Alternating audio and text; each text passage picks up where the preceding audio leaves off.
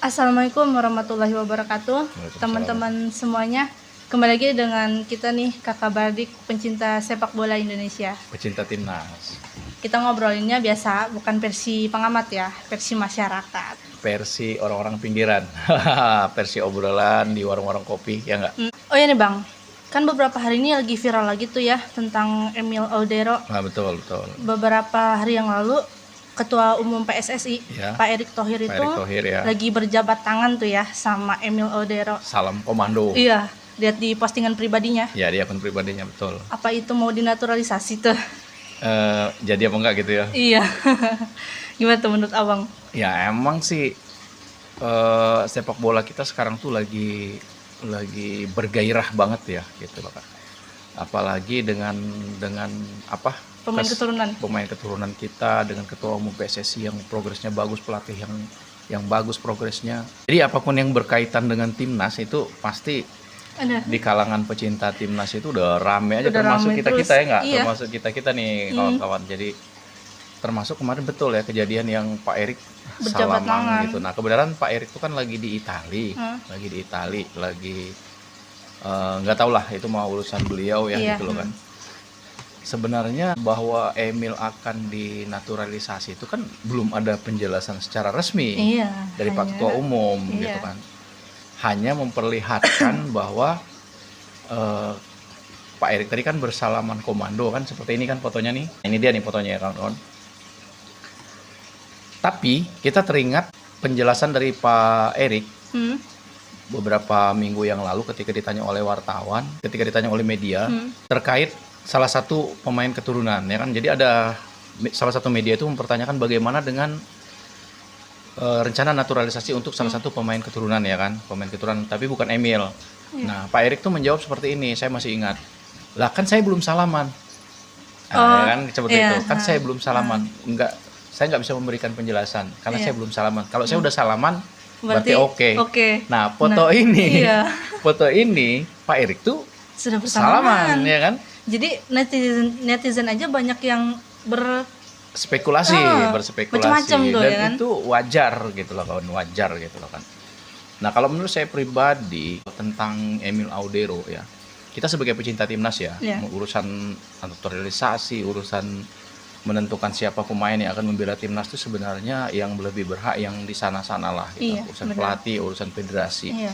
Tapi kita sebagai pecinta timnas tentu akan jadi perbincangan dan kita berhak dong untuk ngobrolin itu, ya kan? Iya. Sepak bola kalau nggak ada penonton, nggak ada penggemar mau jadi apa? Jadi apa? Ya Nggak kan? seru dong. Kita pemain ke-12 dong, ya kan? Iya. Gitu loh kan.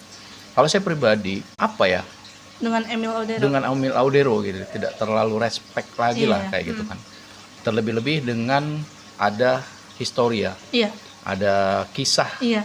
tentang Emil Audero itu, statement dari orang tuanya, dari ayahnya sendiri yang menyatakan bahwa Emil Audero mau jadi pemain timnas Indonesia mimpi kali ya gitu. Kata-kata mimpi kali ya itu yang saya yakin sekali masih sangat terngiang-ngiang di telinga kita ya. Beliau berbicara seperti itu ya kan. Berbicara seperti itu. Masih terngiang-ngiang sekali di kita ya. Kita para pecinta timnas. Videonya seperti ini nih kawan-kawan. Tapi bener nggak dia mau ke Indonesia, mau bela timnas? Mimpi kali. Kalau si Emil dia inginnya mau jadi pemain Piala Dunia, yang dia harus ambil ya di sana dong. Orang kita lolos Asia aja enggak, apalagi Piala Dunia.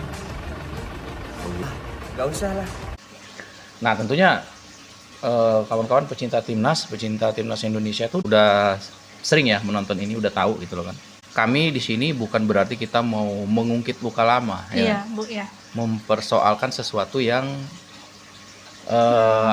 yang sepele lah, yang kecil gitu kan. Tapi kalau menurut saya pribadi hal ini bukan hal yang sepele. Iya, benar. Karena proses perekrutan atau proses katakanlah kita mengambil pemain keturunan yang ada dari Indonesia itu harus melihat dari berbagai aspek. Iya.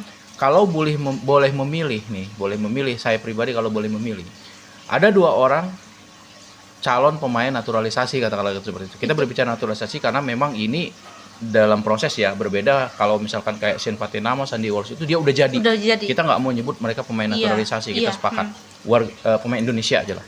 Tapi karena mereka ini belum ya kan, wajar lah kita berbicara proses naturalisasi gitu. Jadi kalau misalkan ada dua pilihan, ada pemain top, katakanlah dia grade A, tapi nggak ada darah Indonesia, ya nggak ada darah Indonesia. Yang satu ingin jadi warga negara Indonesia, ingin membela Indonesia, menggebu-gebu, nasionalismenya ada, udah tinggal di Indonesia ya kan, katakanlah, dan kualitasnya bagus. Satu lagi, dia punya darah Indonesia, sama pemain top juga, katakanlah grade A, tapi ogah-ogahan. Jadi kalau saya lebih memilih yang nggak ada darah Indonesia sekalian. Iya. Udah yang udah pasti ya. Iya, walaupun dia nggak ada darah Indonesia, tapi nasionalismenya tinggi. Keluarganya mendukung, dia berambisi, bermimpi banget pengen jadi warga negara Indonesia. Saya lebih mendukung salah satunya seperti Christian Eloko Gonzalez. Pemain timnas kita, tapi era dulu tahun 2010-an pernah membela timnas Indonesia Piala AFF tahun 2010, lolos ke final tuh. Walaupun kita kalah lah sama Malaysia waktu itu ya di final. Di eranya masih Bambang Pamungkas. Gonzalez salah satu contoh.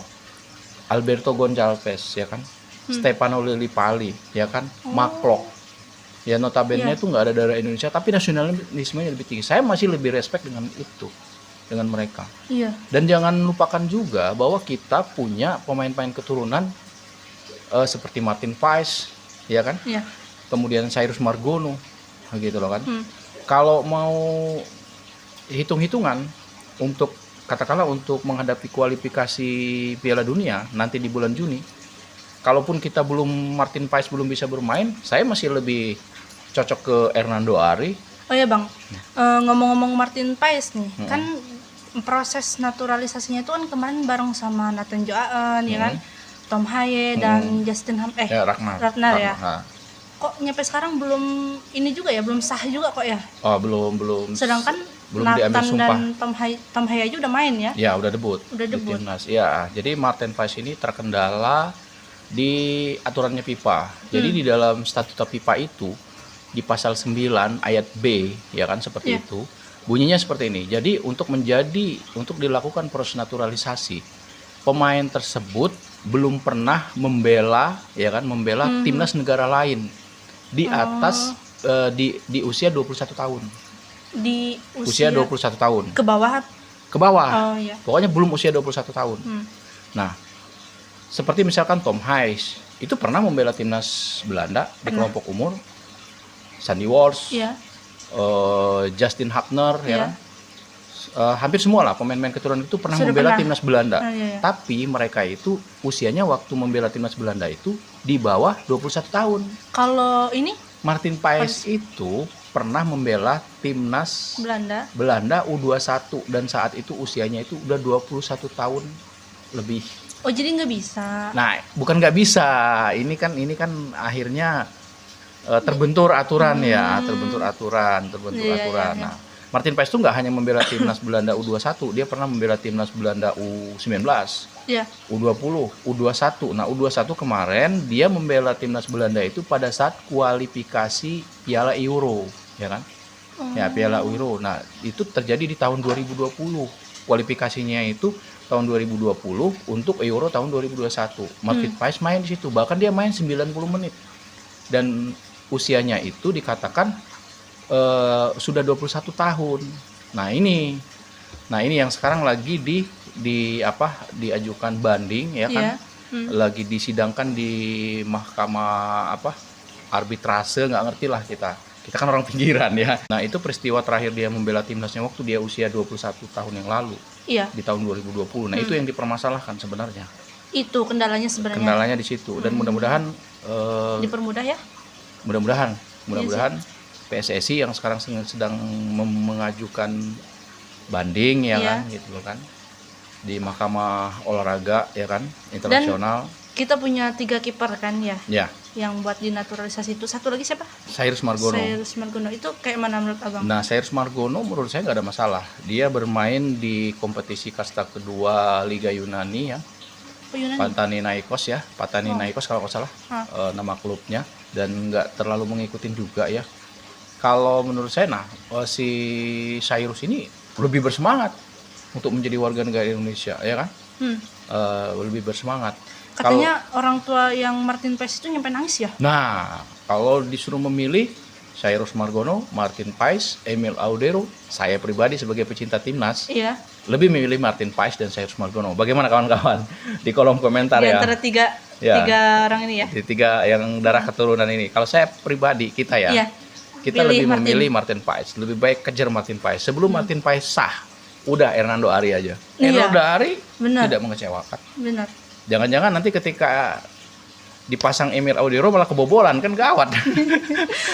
Iya. Lebih dihujat lagi sama netizen, dirujak nanti. Kasihan Emilnya nantinya. Iya kan? Banyak yang kalau menghujat. gagal ya, kalau Iya. gagal ya kan. Tapi itu semua kan kembali pada federasi, Iya sih. pada pelatih. Kita kan hanya pemain ke-12. Iya. Tapi pemain ke-12 berhak untuk bersuara. Bersuara, iya. Oke, kita doakan maju selalu timnas Indonesia dan kita dukung semua langkah-langkah yang positif untuk pembangunan tim nasional kita. Oke. Oke teman-teman, cukup sampai di sini aja kita ngobrolnya. Nanti kita ngobrol bareng lagi ya. Tema-tema yang lain Tema-tema tentunya, yang lain yang lebih ya. menarik. Nah, Oke. nantikan video kami selanjutnya. Assalamualaikum warahmatullahi wabarakatuh. Waalaikumsalam.